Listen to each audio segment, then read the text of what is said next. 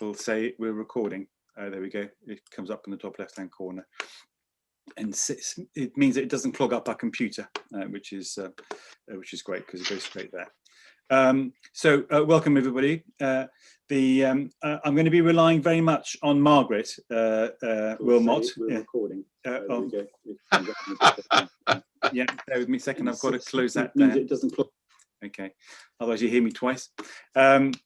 So yeah, I'm going to be relying very much on Margaret Wilmot, who knows much more about local plan consultations than I do.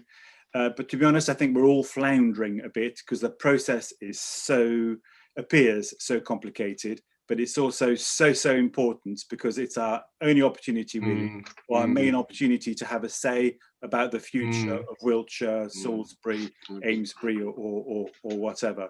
And as I say before, if you don't have your say now, when you had the opportunity to have your say now, in other words, responding to these consultations, it's very hard to then complain later on that they didn't do a sustainable development and so on. If you did have your say and they don't do it, then I think you're perfectly entitled to then make representations later on, if that makes sense. So Eva's very kindly made some superb slides for us. Before I do that, though, I'm just going to quickly, for those who are not fully up to speed on it, which we're not, is show you how to get to the relevant Wiltshire Council page. So I'm just going to, Margaret, you may well need to help me out here, but I'm just going to share my screen so you can see where we are. So hopefully you can see good old Google, okay. And what I do usually is I just go Wiltshire Council, local plan, and just press go, okay, and it gives you a local plan review consultation as one of the things that comes up. Just press that, and it takes you to this very ugly looking page. So what we're consulting on, there's some information on there, etc., which we'll go through in a minute.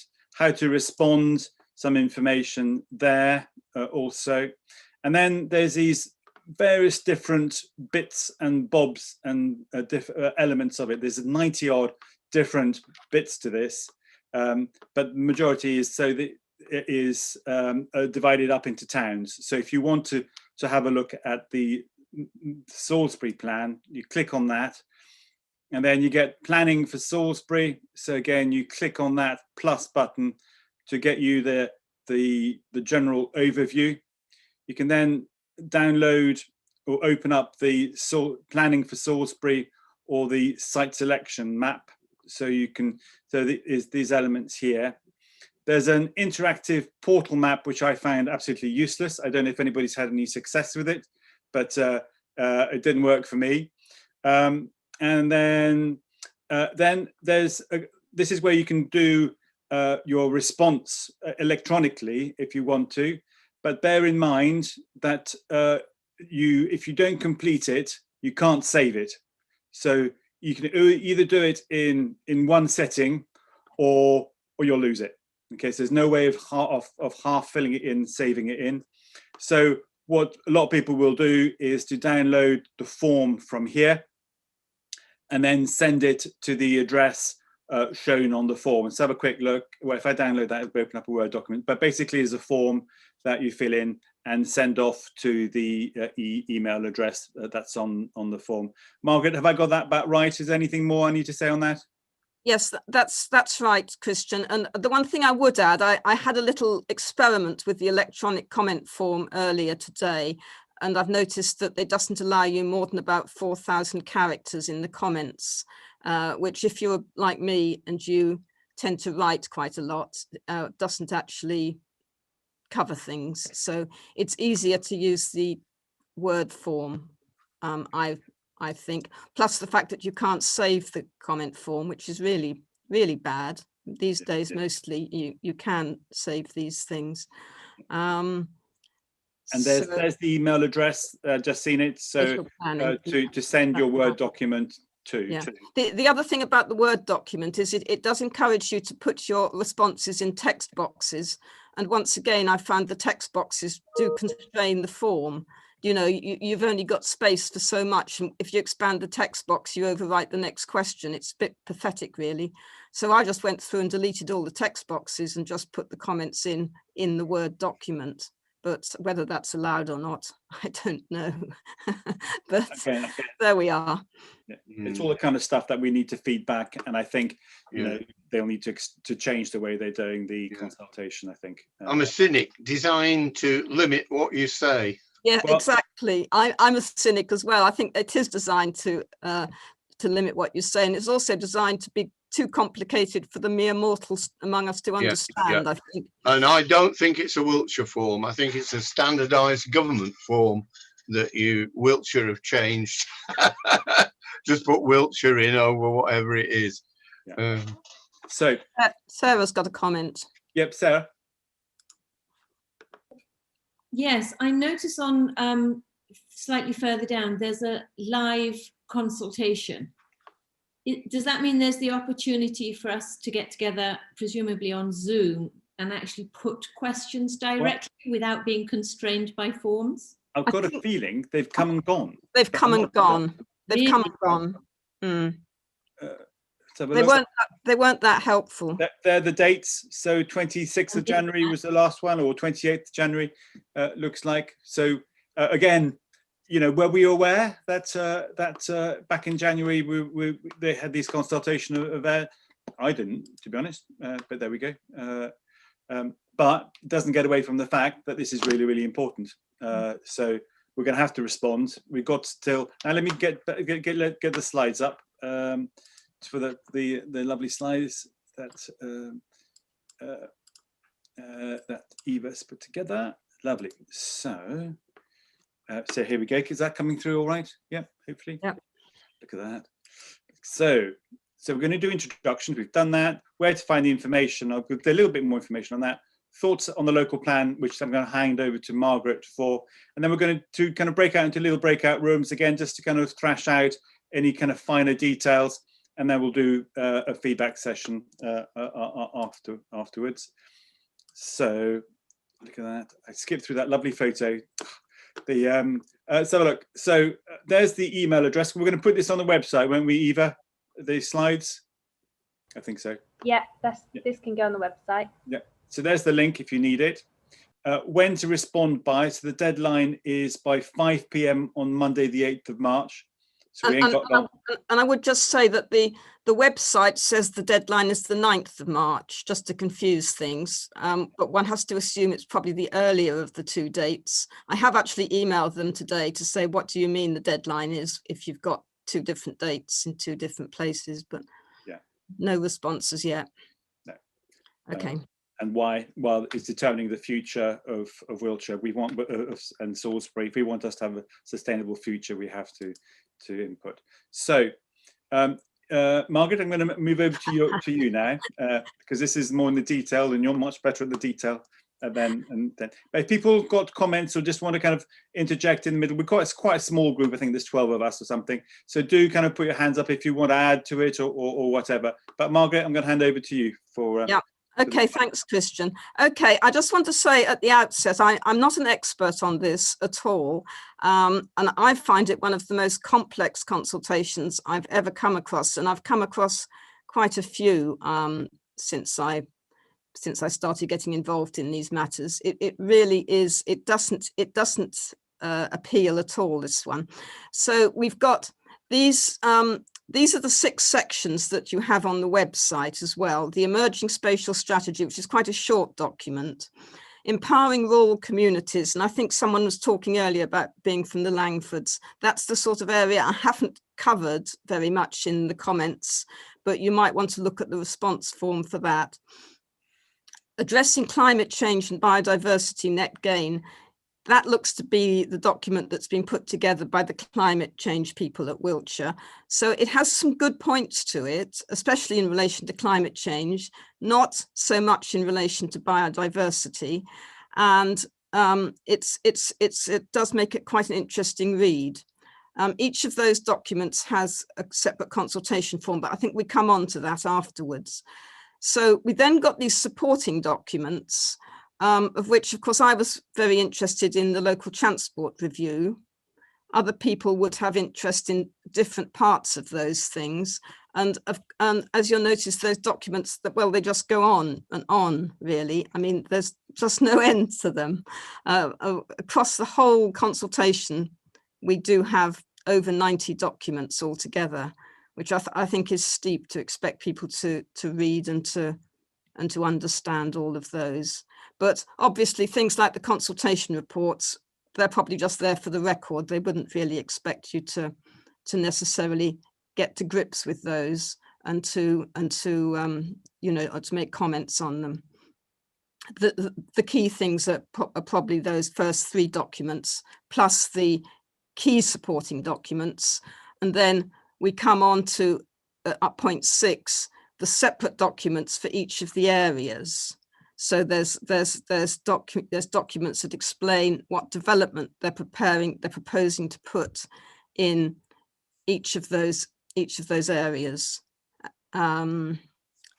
So that's what the structure looks like, and I think we'll probably just see what comes. Next slide. Yes, I think that the next slide, actually, if you want to just move on to the next slide. As it says, we looked at the online response form, which you have to be careful of because once you start it, you can't save it. Plus, it's got limited space for comments, or downloading the Word document, which again is to be recommended. And then there are the different comment forms. I think I worked out there were over 30 different comment forms for these 90 documents. So as you can see, it's not, because every document then, you know, then has a separate comment form that you can download. In some cases, they're just asking for free format comments. And in some cases, there are specific questions which they are asking you to respond to. So I think if we bear that in mind and then just move on to the next slide, Christian. I have suggested, and this again is open to debate, but I've suggested that if you only got time to look at one thing or to complete one consultation form, you should probably complete the emerging spatial strategy form, which is just for free format comments. And I have put down here on this slide and the next one, a total of 13 bullets, which seems an appropriate sort of unlucky number of points that you might wish to make. Now, some of those points, they're slightly mixed up, these points, and we will just go through them. Some of them are Salisbury specific, and quite a lot of them come from the Wiltshire Climate Alliance website, where they gave a sort of suggested responses that you might want to put in. I didn't see the Wiltshire Climate Alliance suggested response until I'd started working on this, so it's a bit of a mishmash of both of those things. But I think we'll just go through these one at a time, and you may well have questions, but we can wait and see perhaps when we get to the end what you think's appropriate or what you think's been missed out. Can I just apologise? I'm going to have to leave. Okay, Greg. Well done for all of this. Yeah, I think we're in agreement about how complex this is. There's one huge thing missing from it. There's a huge development at the hospital. It is a massive piece of progress for the hospital to be housing all sorts of things. And it's completely missing from this, but I shall be commenting on that. I have been talking to the, it's called the HEAT project, and I have been talking to the leader of it. And I think to miss that off is appalling, quite frankly. But anyway, thank you for doing this. Congratulations. Well done, Margaret, and everybody. Thank you. Thanks, Greg. I think you'll find this on the website after when we've, so you'll be able to catch up with it afterwards. Yeah, thank you for that. Yeah. Okay. Yeah, thanks. Okay, so just to go through these points.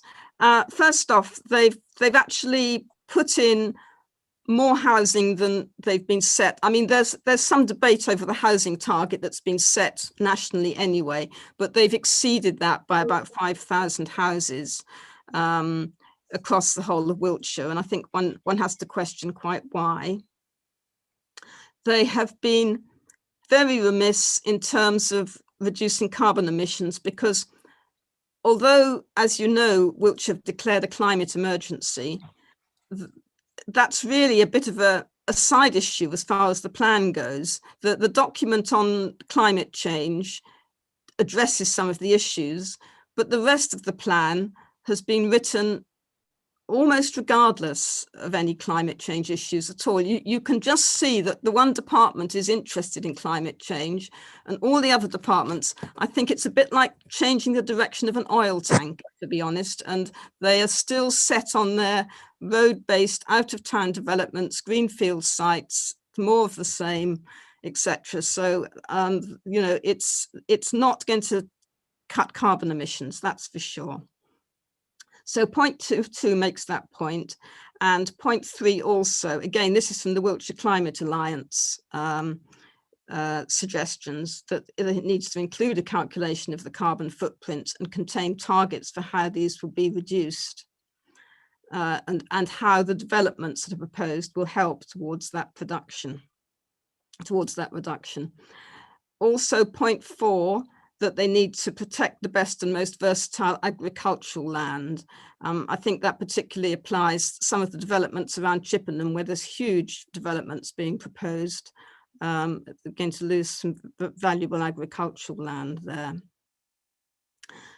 The 5th point is about brownfield sites, and the fact that in Salisbury, despite the fact that the central area framework suggested redeveloping brownfield sites and suggested that there was an oversupply of car parks, and that you know, better use could be made of the city centre. These aren't covered in the local plan at all, because they've just gone for the easy option of out-of-town greenfield sites as their preferred sites for development. And the other notable thing in terms of Salisbury is Churchfields, where the last local plan had a policy about redeveloping Churchfields, mixed use, so that some of it was going to become residential, perhaps the engine shed site, for instance.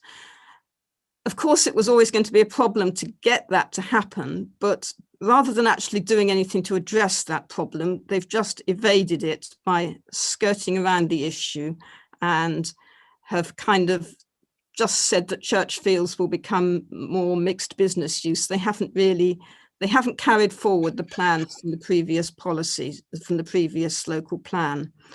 So again, that needs to be reconsidered, as does point 6, the fact that in the city centre, maybe we've got more scope for residential in the city centre now, because of the fact that there's going to be fewer retail outlets. And as we go forward, if we want a vibrant city centre, this may actually be the way, you know, the way we should be going, not building more houses out at Old Sarum, but looking at how we can redevelop and build, you know, have flats above shops and create community hubs and that sort of thing. The 7th one is about actually building new developments with net zero carbon standards throughout. This is always something where Wiltshire say, we don't have to do it, and developers won't do it because we can't make them. But I understand that other places are actually setting these standards, and obviously it costs so much more to retrofit zero carbon. It just makes no sense now to be building houses that don't meet the highest possible standards. It makes no sense at all. So I think that's really quite an important point. Right, shall we go on to the next slide, Christian?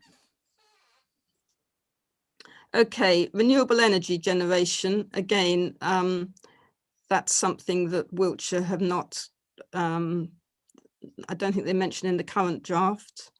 The change in the conventional approach of providing new road capacity to meet predicted changes in travel demand. Again, this is particularly noticeable in the west and the north of Wiltshire, because they are proposing bypasses at Melksham and Chippenham.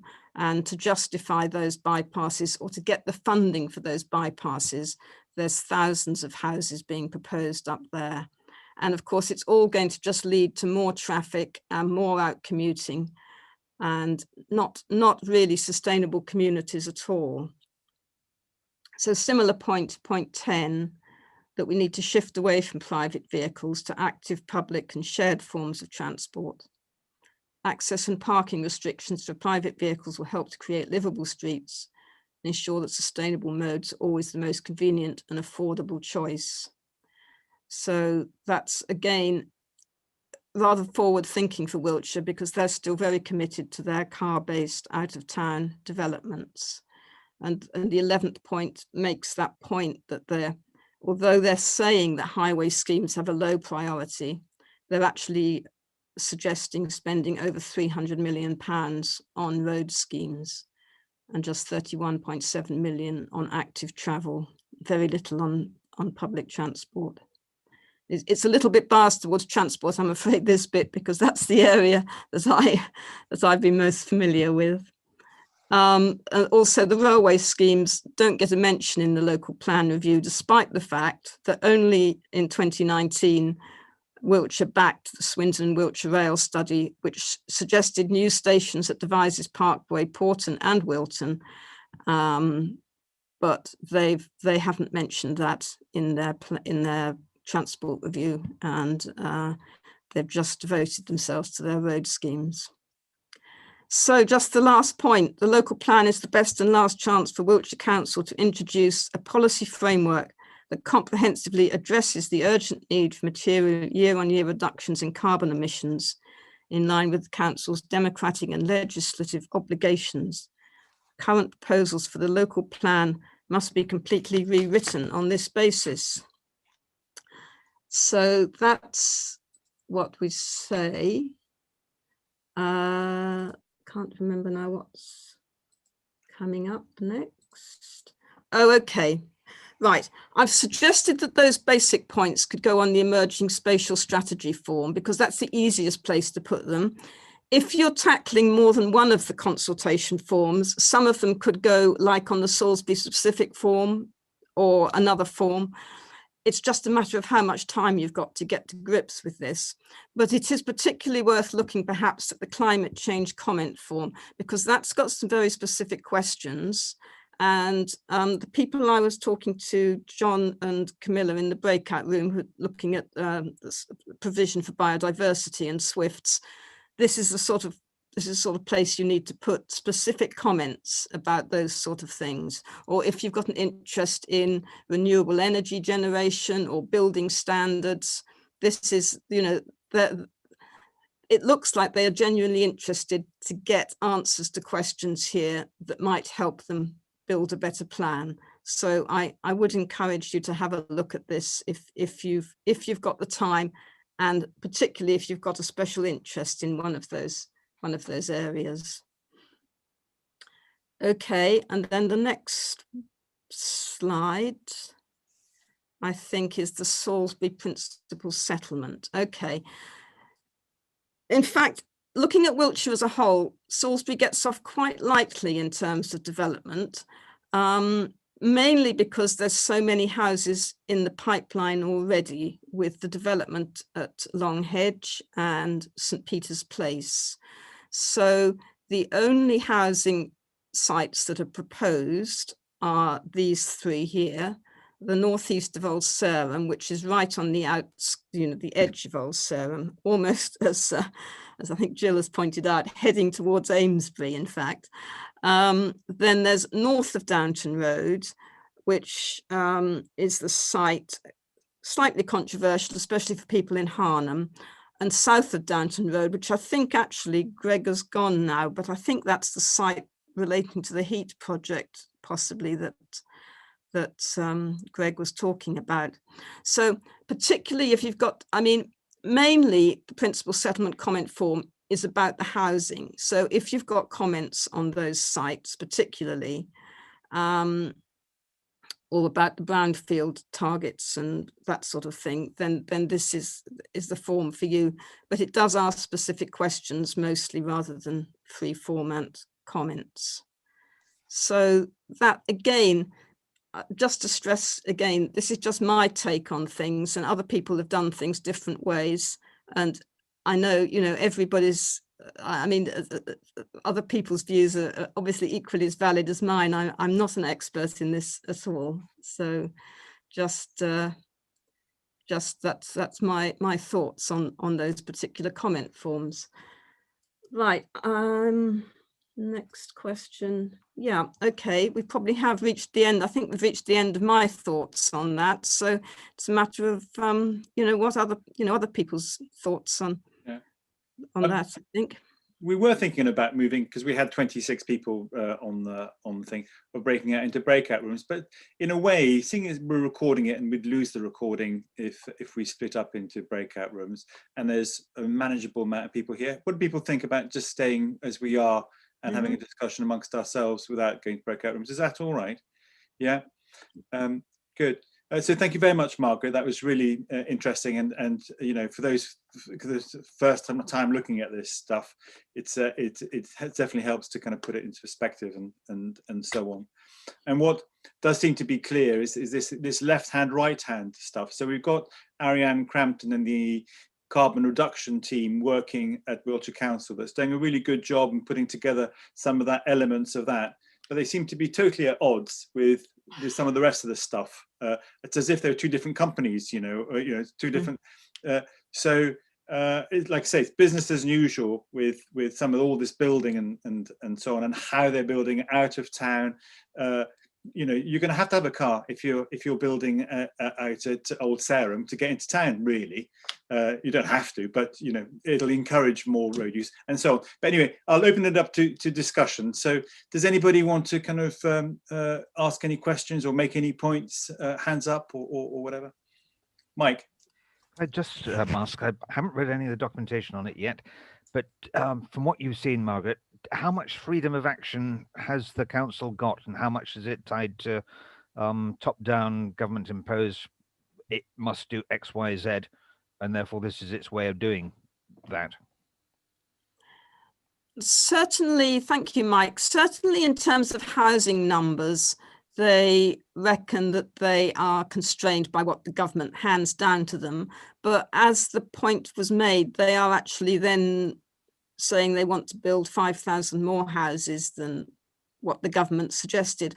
And a lot of local authorities are actually querying the numbers that have been handed down to them. You know, they're not saying, let's build more. They're saying, why this number, you know? So one could question that. Plus, of course, the fact that they are not, they're not thinking to build things on brownfield, or, you know, to use windfall sites like, you know, converted shops and, you know, things in town. They're more going for just the greenfield sites as well. And that is something that's entirely within their gift, right, to kind of prioritize other areas, you know, to say we don't want a road-based scheme. We'll have, you know, we'll try and regenerate, you know, X, Y, Z. So that's, you know, Wiltshire could do something about. Jill's got a question. Yeah. Jill? Is it Jill? It is Jill. Yeah. I'm trying to Hey. unmute myself, sorry.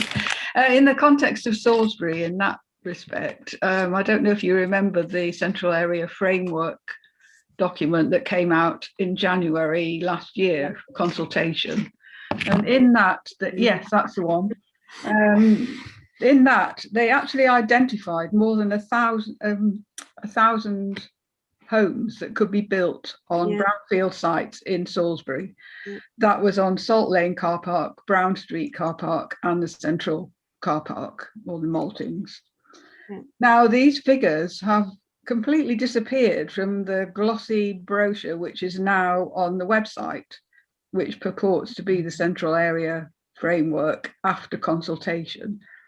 And it's not, they've taken all the numbers out, and I suspect this is because Wiltshire it detracts from Wiltshire's plan to build them somewhere else. But I think that's worth noting. As Margaret referred to earlier about the distance between Salisbury and Amesbury, is actually 2 miles, would you believe? If the Amesbury site, the largest Amesbury site is developed south of Stockport Road, the edge of it will be 2 miles from the Longhedge roundabout. And I thought Amesbury was 8 miles from Salisbury. Perhaps I've got this wrong somehow. So the whole thing is just designed to encourage people to use cars because they'll be so far away from the middle of the settlements where all the shops and the facilities are for them to use. Yeah. Yeah. Thanks for that, Jill. And actually, just to make another point, for some reason, when they did the sustainability appraisal, they actually scored that site at Old Sarum. They scored that higher than any other site for accessibility because they said it was near a bus route or some such thing. And of course, we all know what they're actually going to build there. They'll build the usual housing with 2 or 3 car parking spaces per house. And then they expect that people will be jumping into a bus, even if there was one, which it actually won't be right on their doorstep. So it's, you know, it's really not good. I mean, they've actually gone for just a developer's charter, if you like, you know, that they've knuckled under. The developers like these sort of sites. So they've given them plenty of those sort of sites. And these brownfield sites have mysteriously sort of disappeared, haven't they?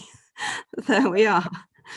Jill or Margaret, could you put in the chat the title of that report you just referred to? Because a lot for us, we've not seen that because we're new to this. Could you possibly put that in the chat so we can refer to it in our responses? Okay. Yeah. Thank you. Sarah. Yeah. Another point while we're talking about housing is that is there anywhere in the housing numbers where it talks about who the housing is aimed at? Because we seem to always get the same type of housing aimed at the same type of people, or retirement homes if it's close to the centre. But what about the need for affordable housing, which again would skew it more towards the centre of town, redevelopment sites, younger people who want smaller units? Is there anywhere where that's addressed? I saw a comment in there somewhere, sorry Margaret, where it was aimed at medical staff and teachers. So I thought that's an odd group to pick out, but there is those two there, nothing about police officers or firefighters or other civil servants or key workers, etc. Margaret, do you know any idea why that's the case? Yes, you're right. I think someone mentioned that for the city council response, possibly they mentioned that there was some bizarre subgroup of key workers that they'd put in. Perhaps because they wanted to justify that housing around the hospital site. I'm not sure why that was, but it would certainly be worth making that point. I'm just not entirely sure. With so many documents, Sarah, I'm afraid I'm not entirely sure where the reference would have been to it. But worth making the comment about, you know, that the need for that sort of housing, definitely.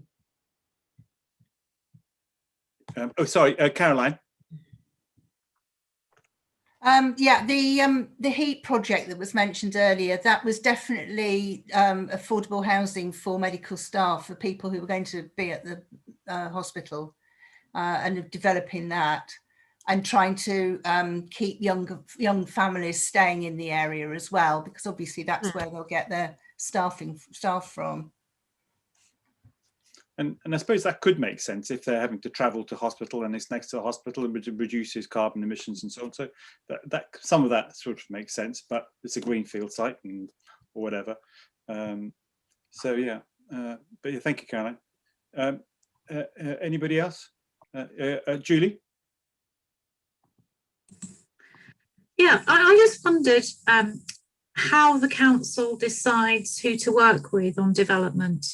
Do you know anything about that, Margaret, or anyone else?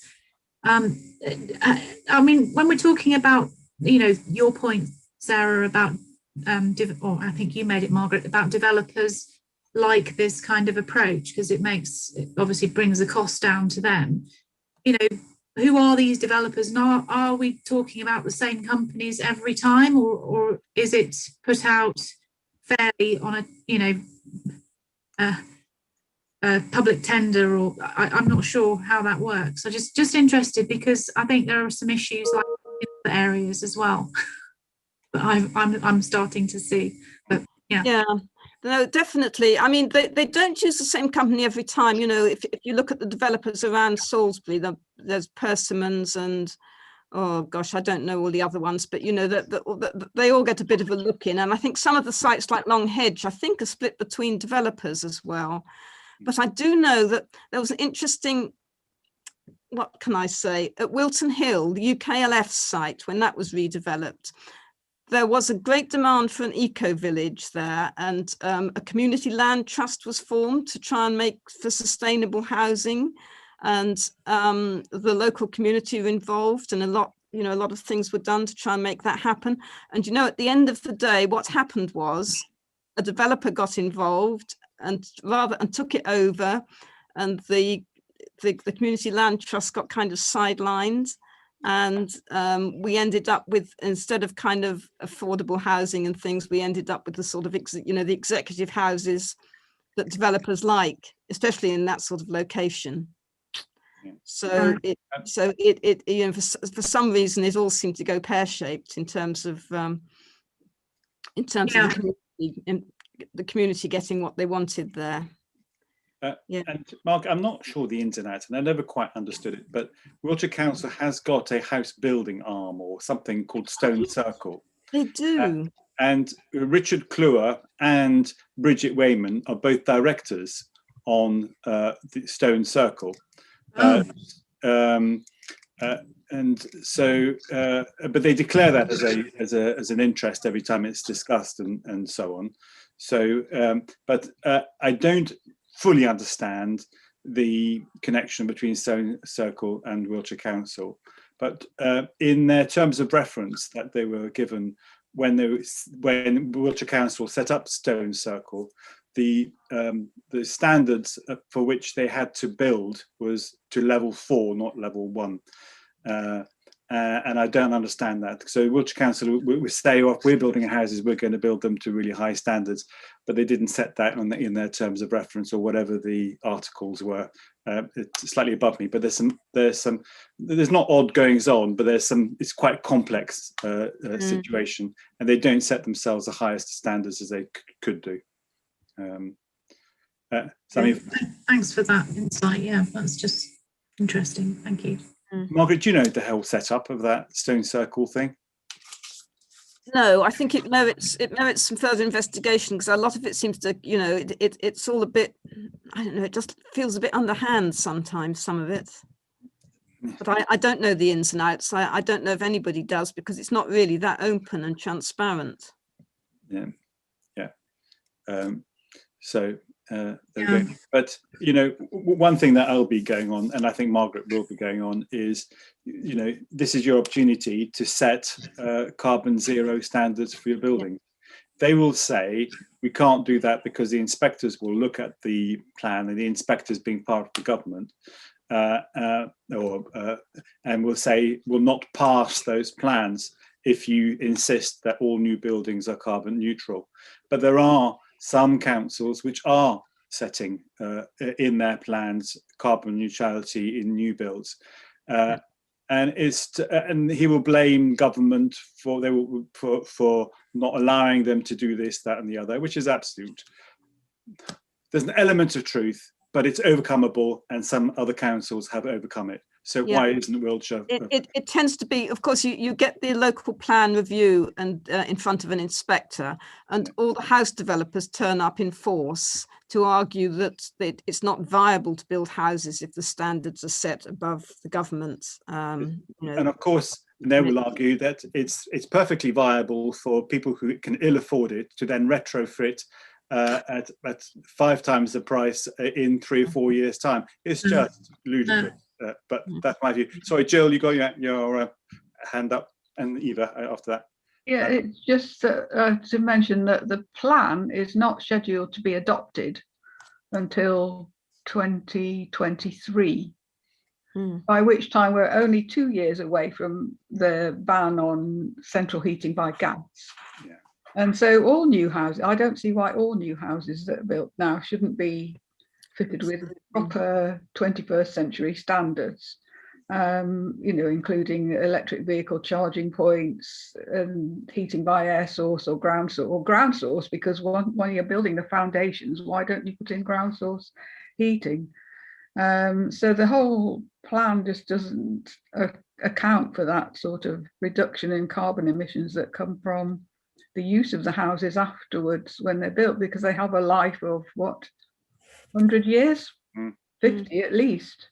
So there's no prospect of any of these emissions being reduced by the housing setup as it is now. Yeah. Thank you, Joe. Eva? I was just going to ask, do you remember which councils, or are there any examples of ones that have gone back and pushed back on the zero carbon homes? So I think Baines is one. I'm not quite sure where Baines is, but I hear it being mentioned every now and then. Do people know where Baines is? It's not too far. Bath and North East Somerset. Okay, lovely, thank you. I think Cornwall does pretty well. There is a website somewhere that shows you which councils are doing quite well around building standards, and I think it's on the WTA website somewhere. But I'm not sure. But there is quite a bit of work.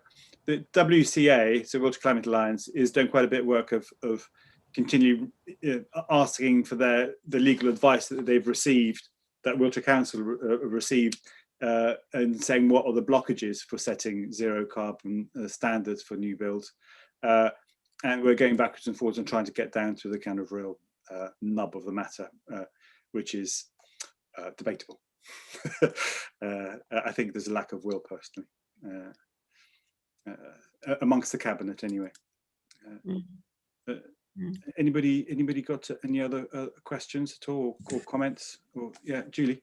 Just one quick question about your experience in the past of the kinds of things at this stage in the process that we're likely to win on, and the sorts of things that are a waste of time.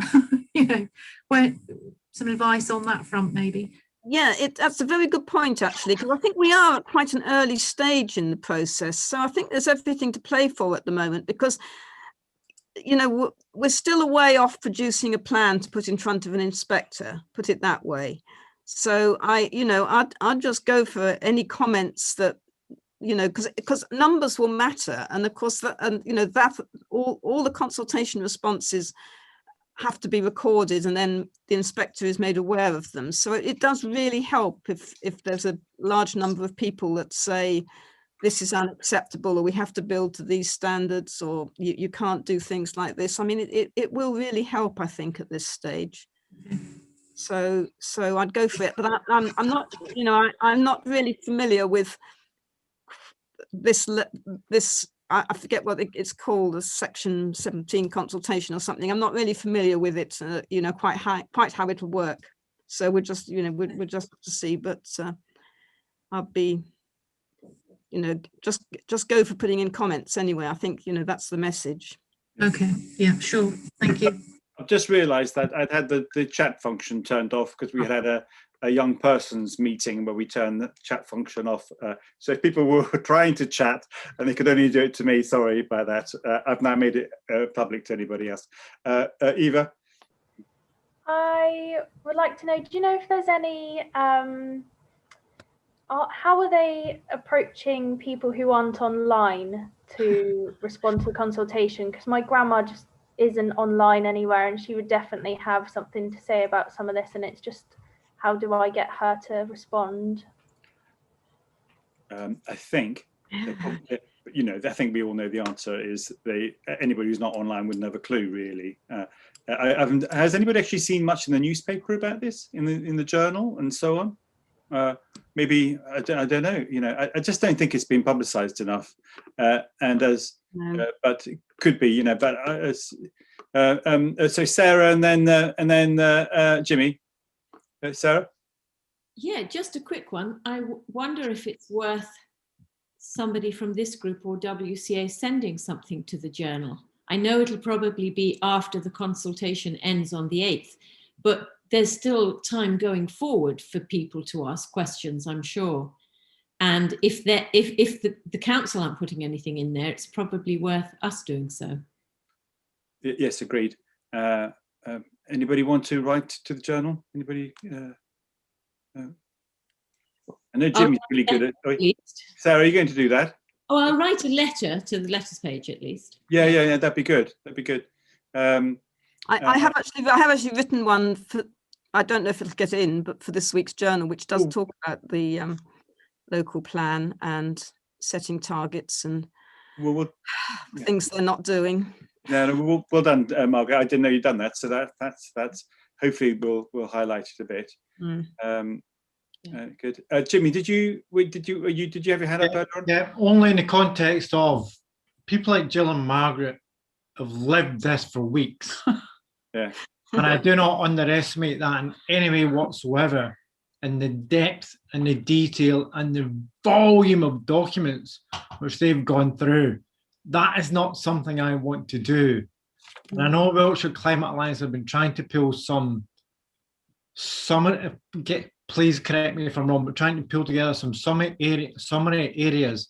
Is that correct, Margaret? So that's something that people like me could then take ownership of and rebadge and send in. Is that correct? Am I being right, Margaret? Because people like me and an awful lot of other people will not want to wade through this information. I know it's lazy, but it's no, that's fine. I wouldn't wish it on anyone really, Jimmy, to have to wade through all this information. Look what it's done to Jill and me. That's why we've put together in this presentation, you will find, for instance, some bullets that you could use just to input in one of the emerging spatial strategy forms. And just putting that in would be better than nothing. It really would. And you don't need to read through all the documents to do it. You can just cut and paste the bullets that are of interest or modify them as you wish or put in other points. But I have suggested, because the actual consultation forms are so complex, I have suggested maybe just using that emerging spatial strategy consultation form and just putting things in there. Leave it to Wiltshire to sort out what the comments refer to. Is that in your slides, Margaret? It is. Okay, thank you. It was those 13 bullet points on two separate slides, which I think Eva's going to put on the website soon. And I'm just going to show you quickly where it is on the because it's not obvious. There's so much stuff on the Wiltshire Climate Alliance site now.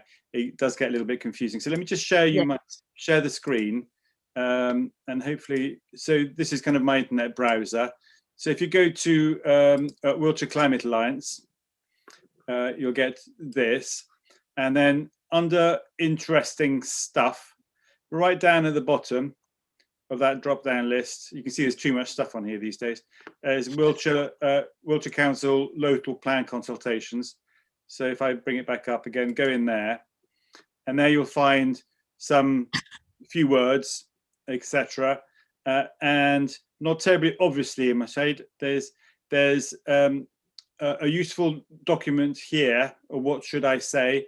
And those you'll find some of the bullet points. But to be honest, I think Margaret's, if you're from Salisbury, Margaret's ones are really good and cover practically everything that's in here anyway. If you click on that, you'll finish up with a document downloading, a Word document, and so on. And these are some of the bullet points that you'll see in the document. So again, just go to interesting stuff on the Wiltshire Climate Alliance, and the bottom one there for the local plan consultations. In fact, let me just do that, and I'll stop sharing, and I'll put it in the thing here. Eva, are we going to be putting it on the website soon, are we? Yeah, I can do that. Lovely. Whereabouts? It'll be on the front page, on the home page, do you think, or somewhere like that? So, is this STC? Yeah, Salisbury Transition. Yeah. Yeah, I'll put it somewhere obvious for the next sort of week or so. Yeah. I also just say, if we all try and encourage at least one or two other people as well to try and fill out that plan. I think, yeah, that's a good lot of us sending responses back. I think that would be really great. I'll twist Brad and Luke's arms. Is that over there? They don't know yet, but. And even if it's as simple as filling in one form, copying and slightly adapting Margaret's bullet points, you know, that's better than and will take you 20 minutes rather than the months or weeks that Margaret's been staring at those reports for. But yeah, so Paul. Somebody mentioned just now the date when this becomes, when this is likely to take effect, and how close it was to the government's carbon targets. Can somebody just run those back by me again? Yeah, who was that who said that? I think it was Jill. Jill, go on. Yes, if you look at the timetable on the website of how the local plan progresses, it starts with the consultation that's taking place now, and the end of the process after the inspection by the public inspector is adoption in 2023. Right. And how long is it supposed to be valid for? Till 2036. Okay, and that overlaps the government's, they keep changing these, and it overlaps the government's targets for being carbon neutral. Yeah, well, Wiltshire's carbon neutral target is 2030.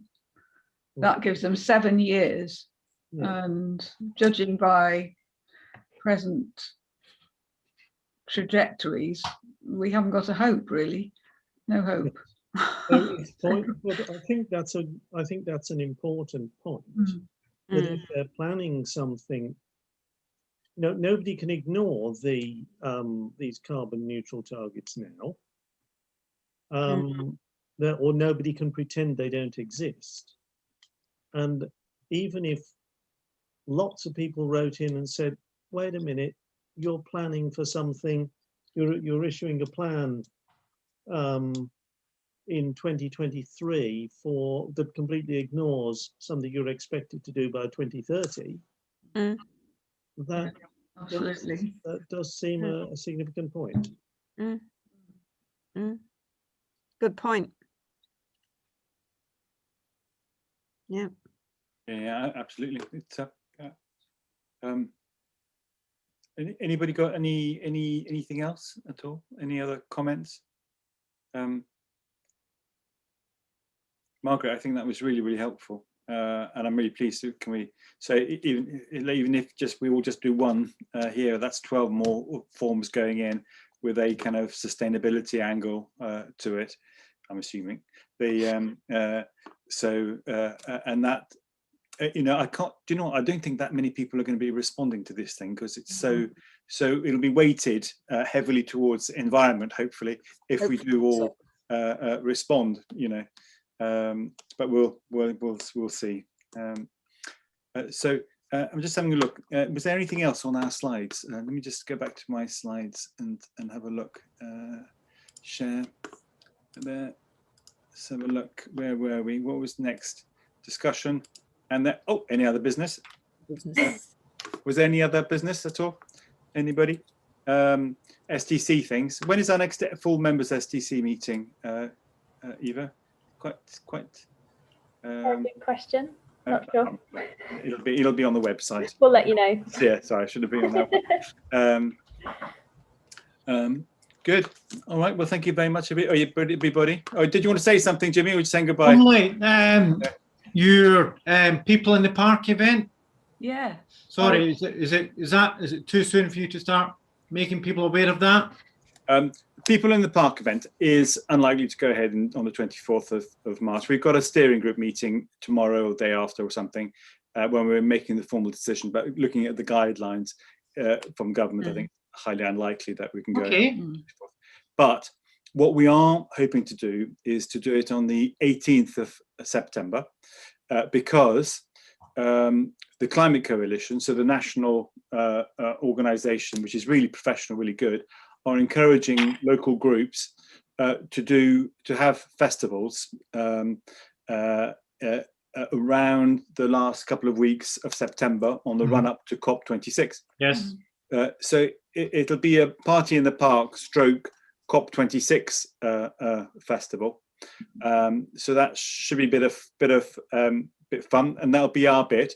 But what I'm hoping is that when Salisbury Transition City is doing theirs on the 18th, so is Bradford-on-Avon, so is Trowbridge and Devizes, and so the whole of the country is having a sustainability sort of events going on for those last 2 weeks. What we might do if we get our act together is that Salisbury Transition City will do theirs on the 18th, and then Wiltshire Climate Alliance might do one for the whole, a much bigger event, maybe talking for 2,000 or 3,000 people, maybe bringing everybody who's had an event in across Wiltshire together for that final kind of hurrah the weekend after. But that's if I can muster up the energy to get people together to do it. As you were talking, Christian, it was just making me think that with the local announcement that they're waiving all fees for tables and chairs on the roadside outside premises, that rather than people in the park, but people in the streets, would the council give us, well, I don't know. We've the people in the park one is we've sort of got the plan together, and looks like funding maybe together. So we're going to have it's going to be bigger this year. There's going to be a stretch tent, so a 10 meters by 15 meter tent, which is dedicated for young people, so for 18 and under. And the local area board looks like they've giving us £1,000 for that element of it. And I've applied to Salisbury Council for another 2,900 to fund the rest of the event. So we'll be taking over the whole of Lizzie Gardens, and maybe going on beyond if it happens. But we're particularly keen to have a kind of young involvement in it, and so on. So we'll watch this space and see how it goes. You saying you're not young? Yeah, very young at heart, I think. Yeah, I think. But anyway, we're all going to have a bit of fun then, and we'll let our hair down and then. That's fantastic news, Christian. Terrific. Really, really pleased. Thank you. Really pleased for you and the group. That's terrific. Yeah, it's good. So any other business at all? Oh, yes. Just a quick thing. I did send on to Eva earlier today because Mark Reed sent to me. There's the Climate Action Fund are giving grants for medium scale to large scale projects addressing waste and consumption. And it just struck me that maybe the Repair Cafe, maybe the Library of Things, there might be things that are happening in Salisbury that could use that funding. Anyway, I've sent it on to Eva and also to Jimmy and Benji. So if there is any interest or any possibility. Yes, that'd be good. Excellent. Okay. Right. Well, thank you very much, everybody. Thank you, Eva, thanks, for everyone. the slides and everything else, and so on. It's still recording on Zoom, so I think I'll turn that off.